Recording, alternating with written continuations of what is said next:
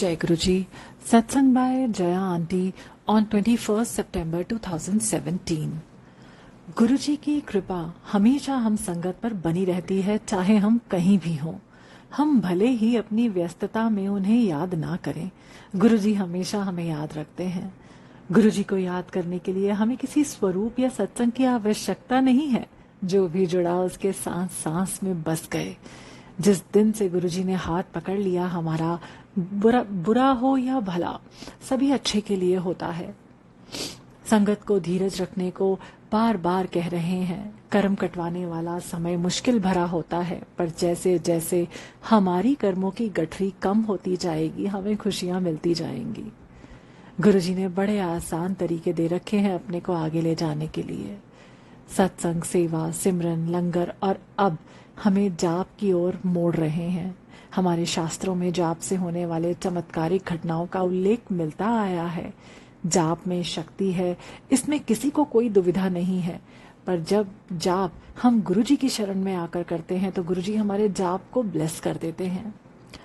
सभी मंत्र जो सदियों पहले से चले आ रहे हैं बड़े ही प्रभावशाली हैं। मंत्र शब्दों का वो समूह है जिसे एक लय ताल में बोलकर ही हम उससे वो वाइब्रेशंस पैदा करते हैं जिससे हमारी इच्छा पूर्ति होती है। तभी तो कहा जाता है कि इन मंत्रों के गलत उच्चारण से हम अपना भला करने की जगह बुरा कर लेते हैं। सृष्टि का सारा खेल वाइब्रेशंस के ऊपर ही स्थित है। जैसे वाइब्रेशंस भेजेंगे वैसे ही परिणाम आएगा, और ये वैज्ञानिक स्तर पर भी प्रमाणित है। ज्यादातर मंत्र संस्कृत के क्लिष्ट शब्दों से बने हैं जिसके उच्चारण में दिक्कतें आ सकती है। गुरुजी ने इसका सरल उपाय दिया अपना मंत्र देकर, ओम नमः शिवाय।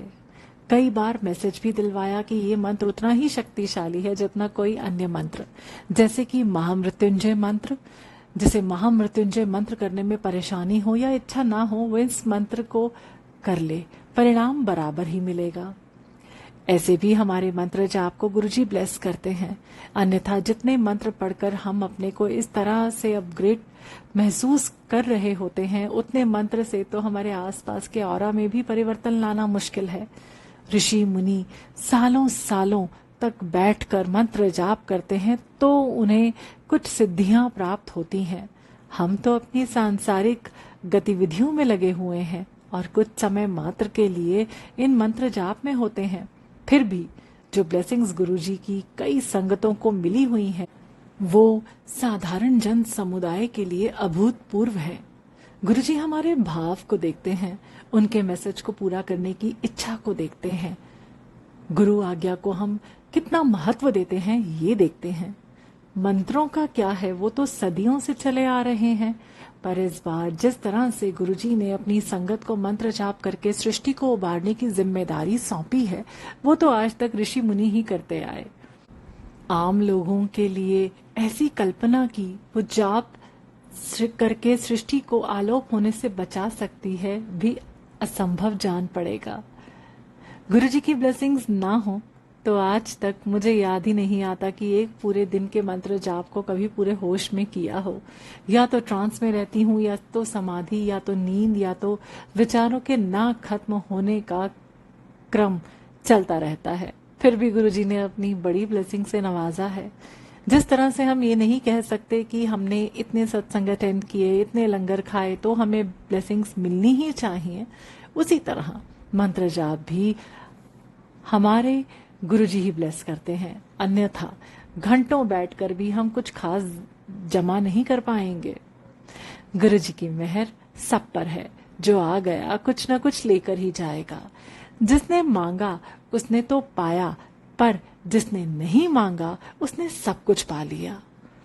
एक छोटा सत्संग इसी मांगने पर है जो कुछ समय पहले किसी संगत ने शेयर किया है।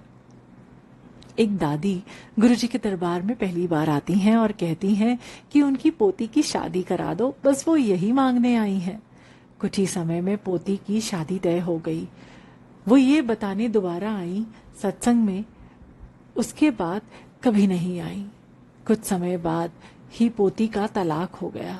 काफी परेशानी के बाद अब फिर से वो दरबार में आई, पर मांगा कुछ नहीं। और अब जाकर एक बड़े ही अच्छे घर में उनकी पोती की शादी पुनः तय हुई। मांग कर तो दुख ही लेकर गई, नहीं मांगा तो सुखों का सहरा भेज दिया। हमें समझ ही कहाँ है किसी बात की। हमने कुछ भी मांगा गुरुचरण के अलावा तो वो अपने लिए दुख ही लाएगा। ये धन संपत्ति देना गुरुजी के लिए क्या बड़ी बात है, पर इसे लेने के बाद हमारी जो स्थिति आने वाली है उसका भान है उन्हें, तभी नहीं देते और कहते हैं कि हम धीरज रखें, समय पर सब मिलेगा। और जिसने भी धैर्य रखा उसने सब कुछ पाया। गुरुजी के पास संगत आती है और उसमें जब कोई बाहरी परिवर्तन नहीं दिखता है तो उसे समझ नहीं आता कि वो क्यों इस दरबार से जुड़ी है।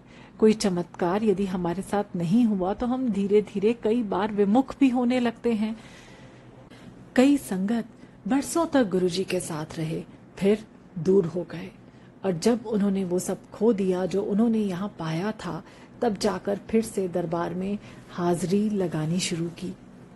गुरुजी के दरबार में जो एक बार आ गया, संसार में कहीं भी चला जाए, किसी भी गुरु या आश्रम या संस्था से जुड़ जाए, वापस यहीं आएगा। ये अलग बात है कि जब वापसी होगी शुरुआत तो फिर शून्य से ही करनी होगी। गुरुजी कहते हैं कि यू टर्न तो लेना ही है, आज नहीं तो कल, पर समय तो बर्बाद हुआ ही। अभी ही समझ जाओ, अभी ही संभल जाओ। इस दरबार से जुड़ना नहीं लिखा हो तो कोई इस दरबार में आ ही नहीं सकता।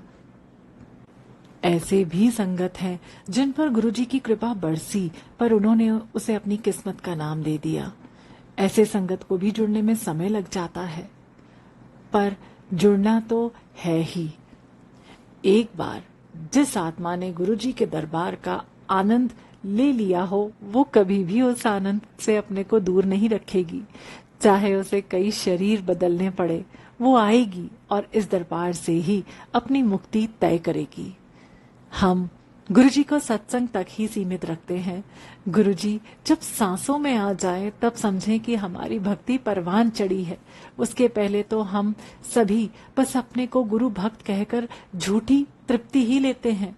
अभी संगत को इन शब्दों का मर्म नहीं पता है, पर जब भक्ति बढ़ेगी गुरुजी और हम एकामय हो जाएंगे।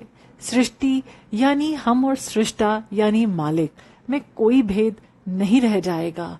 हमारे द्वारा मालिक के काम होंगे और हम पूर्णतः मालिक की पनाहों में ऐश करेंगे। ये वो स्तर है जहां शरीर गौण है, आत्मा परमात्मा से जुड़ जाएगी।